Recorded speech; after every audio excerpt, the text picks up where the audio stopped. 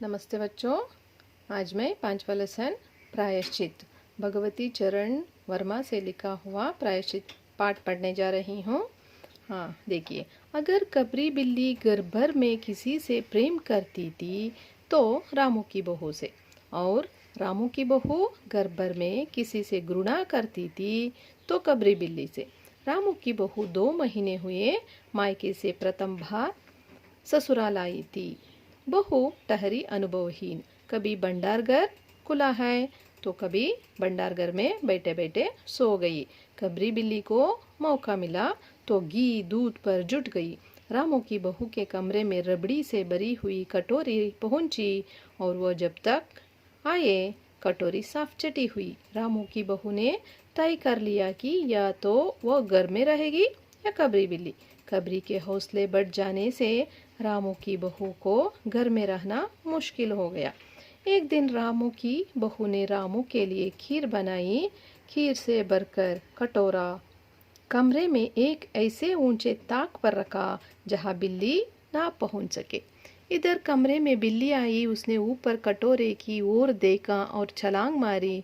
पंजा कटोरे में लगा और कटोरा झंझनाहट की आवाज के साथ फर्श पर गिरा। आवाज रामू की बहू के कान में पहुंची। वह दौड़ी, क्या देखती है कि फूल का कटोरा टुकड़े टुकड़े, खीर फर्श पर और बिल्ली डटकर खीर उड़ा रही है। रामू की बहू ने कबरी की हत्या के लिए कमर कस ली। उसे रात भर नींद न आई। सुबह हुई और वह देखती है कि कबरी देहरी पर बैठी बड़े प्रेम से उसे देख रही है। रामू की बहू एक कटोरा दूध दरवाजे की देहरी पर रखकर चली गई। हाथ में पाटा लेकर वह लौटी, देखती है कि कबरी दूध पर जुटी हुई है। सारा भल लगाकर पाटा उसने बिल्ली पर पटक दिया। कबरी ना हिली ना डुली, ना चीखी ना चिल्लाई, बस एकदम उलट गई। आवाज हुई तो महरी झाड़ू छोड़कर, मिश्रानी रसोई छोड़कर और सास पूजा छोड़कर घटनास्थल पर उपस्थित हो गई। रामू की बहू सिर झुकाए हुए अपराधिनी की भांति बातें सुन रही थी। इधर देखिए बच्चों, इस पाठ में एक कबरी बिल्ली रहती है और रामू की बहू, ये रामू की बहू है, ये कबरी बिल्ली है।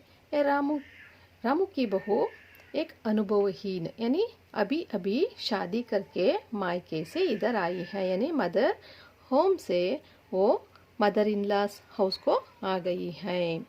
और ये कबरी बिल्ली को ये रामू की बहू बहुत हेट करती है, लेकिन ये कबरी बिल्ली रामू की बहू को बहुत प्यार करती है, इसलिए कि ये क्या करती है, कभी कभी भंडारघर यानी स्टोर रूम होती ना, वहाँ चाबी ना लगा के खोल के रखती है।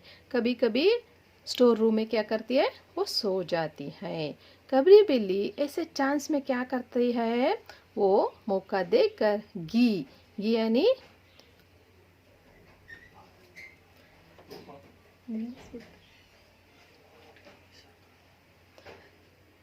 घी और दूध को खा लेती है, यानी जुट जाती है। घी दूध ये सब कबरी बिल्ली को बहुत अच्छा लगता है। और रामू की बहू रबड़ी यानी क्रीम होती ना, दूध की क्रीम, उसको एक बाउल में लाकर रखती है। उसको देखकर वो कबरी बिल्ली उसको भी खा लेती है। और ये सब करके कबरी बिल्ली हमेशा रामू की बहू को तंग करती है, इसलिए रामू की बहू एक डिसाइड करती है कि कबरी बिल्ली यहाँ रहे तो मैं यहाँ नहीं रहूँगी करके निर्धार ले लेती है। और एक दिन क्या करती है, एक खीर बनाती है यानी पायसम।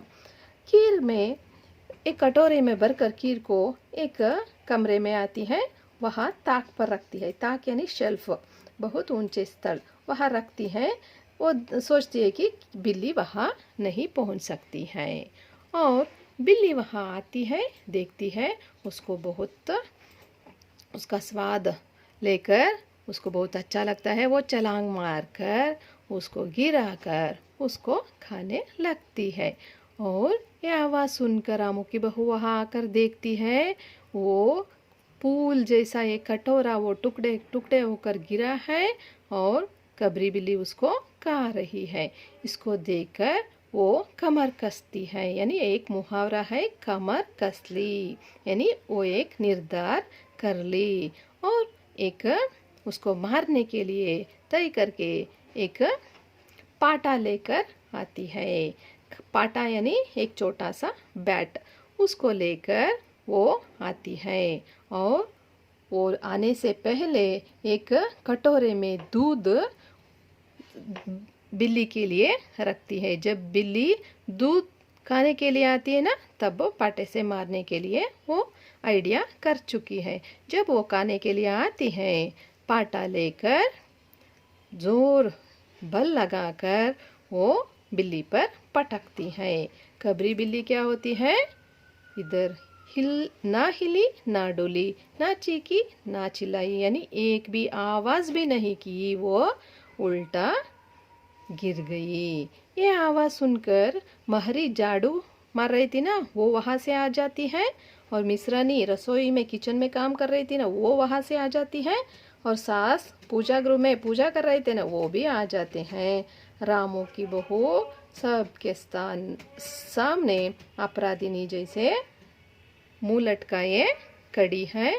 आगे कबरी बिल्ली मर जाती है या नहीं होती है, उसमें क्या क्या हो जाती है, क्या क्या सुनना पड़ता है, वो सब अगले क्लास में करती हूँ बच्चों।